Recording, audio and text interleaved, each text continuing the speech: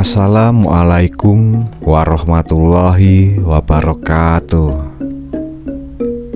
Sahabat Mugio Bejo dimanapun berada, semoga kita selalu dalam lindungan Allah Subhanahu wa Ta'ala, dimudahkan, dilancarkan segala aktivitasnya, rizkinya, kesuksesan, kesehatan, dan dikabulkan segala doa dan harapan kita semua.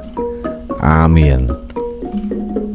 Sahabat Mugio Bejo yang dirahmati Allah, dalam video kali ini saya akan membahas binatang apa saja yang tidak boleh dibunuh sehingga tidak berakibat buruk dalam kehidupan kita menurut Islam. Lantas apa saja hewan yang tidak boleh dibunuh? Tonton dan simak video ini hingga akhir agar segala informasi yang kami sajikan tidak menjadi gagal paham di memori pikiran Anda. Dalam agama Islam, ada sekian banyak hewan atau binatang yang tidak diperbolehkan untuk dibunuh, namun juga ada yang diperbolehkan untuk dibunuh. Kita sebagai manusia tak hanya hidup sendiri. Di bumi ini terdapat makhluk lain ciptaan Allah yang hidup berdampingan dengan manusia. Ada hewan dan tumbuhan yang diciptakan Allah untuk diambil manfaatnya oleh manusia.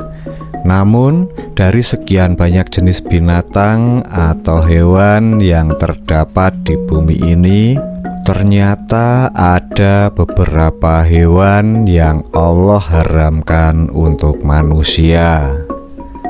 Selain wujud cobaan manusia, hal itu pula disebabkan Allah mencegah kita untuk membunuh binatang tersebut. Berikut adalah hewan atau binatang yang haram atau dilarang dibunuh menurut Islam. Untuk yang pertama, binatang itu adalah semut. Semut menjadi salah satu hewan atau binatang yang dipercayai selalu bertasbih kepada Allah. Binatang kecil ini juga merupakan bala tentara Allah yang terbanyak. Semut termasuk salah satu hewan yang dilarang dibunuh di dalam ajaran Islam. Hal ini sesuai dengan sabda Rasulullah Shallallahu Alaihi Wasallam. Dari Abu Hurairah, Rasulullah bersabda, seekor semut sempat menggigit seorang nabi. Kemudian nabi itu menyuruh untuk mendatangi sarang semut serta membakarnya. Namun kemudian Allah menurunkan wahyu kepadanya, apakah cuma karena sebab seekor semut menggigitmu, lalu kalian membasmi satu umat yang senantiasa bertasbih kepadaku? Oleh sebab itu, membunuh semut menjadi sesuatu hal yang terlarang di dalam Islam. Apabila terdapat kerumunan semut di sekitar rumah Anda, lebih baik dibatasi dengan kapur barus atau sejenisnya. Mudah-mudahan semut yang mengganggu di sekitar rumah Anda pergi dengan izin Allah tanpa harus membunuh semut tersebut. Binatang yang kedua adalah laba-laba.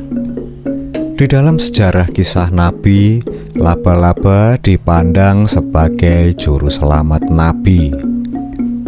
Dikala Nabi dikejar oleh kalangan kafir Quraisy waktu itu, pada waktu itu Rasulullah berada di dalam gua ditemani sahabat sejatinya Abu Bakar Siddiq. Mereka sedang bersembunyi dari kejaran kafir Quraisy. Namun kaum kafir Quraisy yang sedang mengejarnya beranggapan tidak mungkin ada di dalam gua ada orang di mulut gua tertutupi sarang laba-laba yang masih utuh dan sempurna, serta mereka mendapati 2 ekor burung merpati. Maka mereka tidak menyangka kalau di dalam gua tersebut ada orang yang bersembunyi. Merujuk pada kisah tersebut, maka tindakan membunuh laba-laba adalah perbuatan dosa karena diharamkan untuk membunuhnya. Jika Anda pernah membunuh laba-laba, maka segeralah bertobat kepada Allah Subhanahu wa Ta'ala. Untuk binatang yang ketiga adalah lebah. Lebah adalah binatang atau hewan yang istimewa dalam Islam. Apalagi secara harfiah, lebah dijadikan sebagai nama surah di dalam Al-Quran, yaitu surat An-Nahl yang artinya lebah. Selain itu, banyak pelajaran yang dapat dipetik dari kehidupan lebah. Begitu juga dari segi manfaat lebah yang dikenal sebagai hewan penghasil madu. Madu sangat banyak mempunyai manfaat untuk kesehatan kita. Mayoritas ulama mengatakan hukum lebah selevel dengan semut. Namun para ulama menerangkan tidak boleh membunuh lebah karena lebah bisa menghasilkan madu yang bermanfaat bagi manusia. Untuk binatang yang keempat adalah katak. Kulit katak terkenal bisa dijadikan obat penyembuh penyakit kulit yang sulit untuk disembuhkan. Akan tetapi, Islam melarang pemanfaatan katak jika masih terdapat bahan yang lain yang dapat digunakan sebagai obat. Oleh sebab itu, dalam hadis dipaparkan bahwa Rasulullah Shallallahu Alaihi Wasallam sempat menyatakan terkait haram membunuh katak, sebagaimana haramnya menyantap katak. Untuk hewan yang kelima adalah burung hudhud. Burung hudhud merupakan salah satu hewan atau binatang yang disebutkan di dalam Al-Quran.